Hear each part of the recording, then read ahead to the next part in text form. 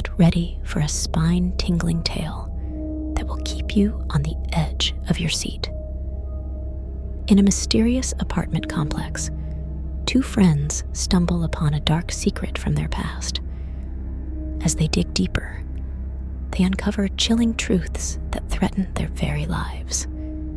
Brace yourself for a journey into the unknown, where every twist and turn will leave you breathless with anticipation.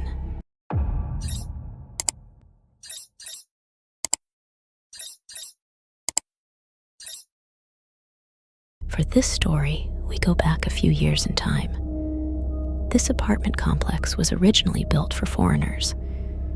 It was very neat and a bit luxurious, but because the owner didn't advertise enough, there were very few tourists there.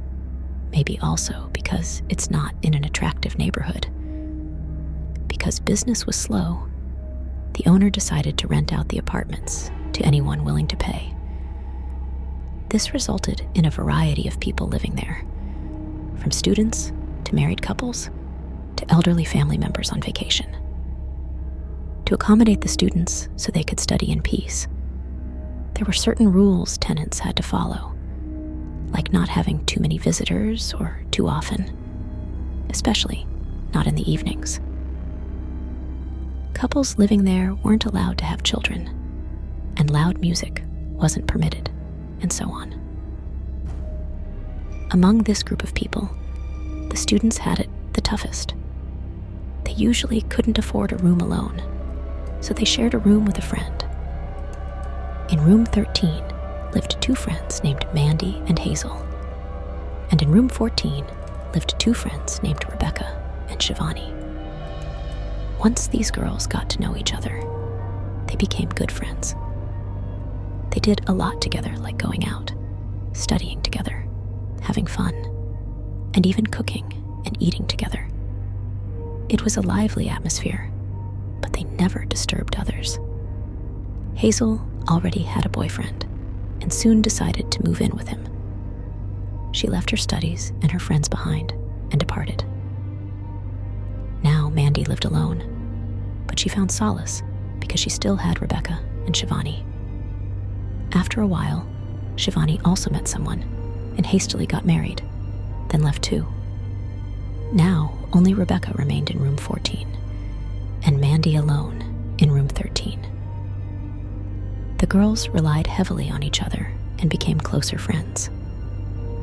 They each had a boyfriend who visited, but these two ladies were determined to finish their studies and then get married or live together, not like Hazel and Shivani did. After a while, the friends got part-time jobs. So, besides school, they also worked, which meant they saw each other very little now. They spent all their free time with their boyfriends or family, or just alone in their rooms. None of the girls were the outgoing type. They preferred staying at home. When they did meet, they quickly chatted, but they couldn't have real conversations anymore due to their busy schedules. After a while, Mandy started getting into frequent arguments with her boyfriend. She felt he didn't make time for her, preferring to go out with friends and leaving her alone, knowing she never went out without him. All of this made her very angry, sad, and eventually very depressed. The arguments happened often, and sometimes she became so desperate and depressed that she started thinking about suicide. When she had an argument and felt sad, it was as if she wasn't herself anymore. She cried and screamed in her room. She couldn't control her actions. She behaved erratically. After crying and screaming for a while, she seemed to calm down. And when she was calm again, it was as if someone else had done all that. These things happened very often, but Mandy didn't discuss it with anyone. She wondered if the other housemates noticed anything or heard anything. Nobody acted strange around her. Nobody asked her about it either, so she left it at that. When Mandy was outside, she didn't feel sad at all. There was no pressure. and she was her cheerful self. But as soon as she arrived at the place where she lived, it felt like a dark cloud hung there, and her mood immediately changed. Mandy began to find this strange and paid extra attention to herself. She noticed she never argued with her boyfriend when she was at work or at school. All arguments occurred when she was in her room. While she experienced many unpleasant things at work, she never got very angry when she was in her room, and she never argued with anyone. She also discovered that during the times she argued, she wasn't herself at all. It was as if she was taken over by something. One Saturday, Mandy was off and sitting on the balcony when Rebecca came out of her room. When Rebecca saw her, she quickly looked away, but Mandy greeted her anyway and invited her to sit with her. Rebecca behaved strangely, and Mandy immediately noticed. When Rebecca sat down, Mandy asked how she was doing, and so on. Rebecca didn't want to talk and looked really defeated. Her eyes were red, as if she had been crying a lot.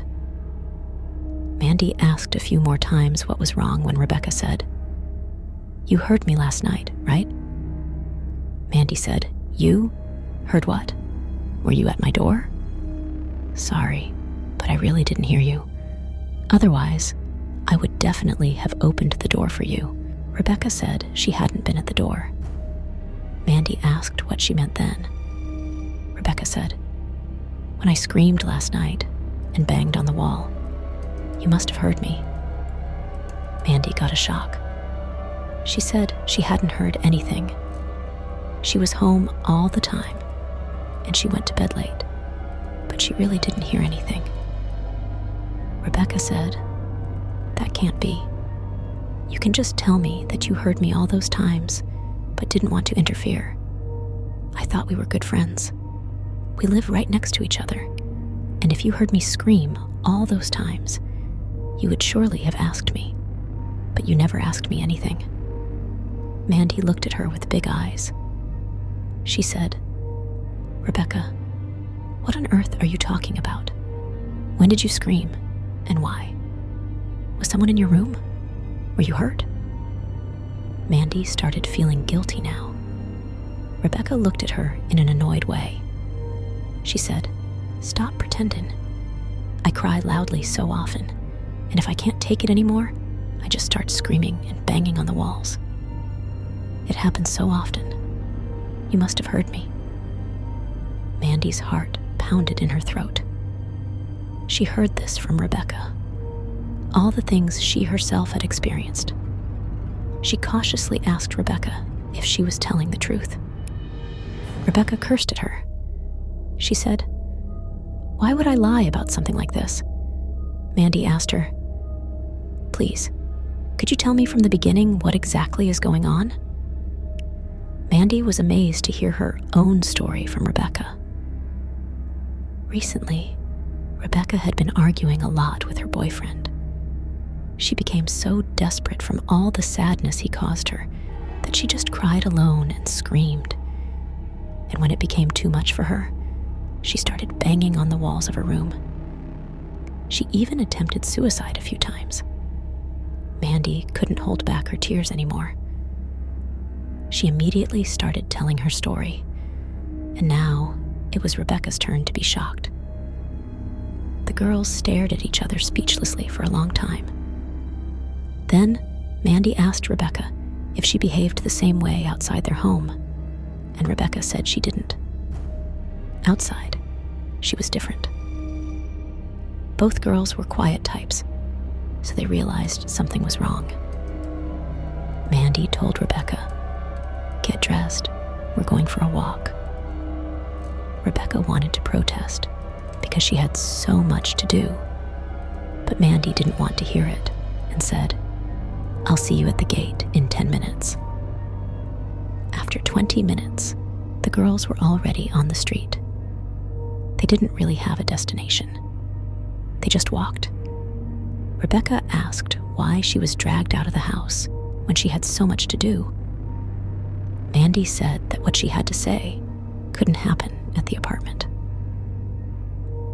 Mandy asked Rebecca if she also didn't find it strange that they both experienced the same things when there wasn't really a reason for arguments in most cases.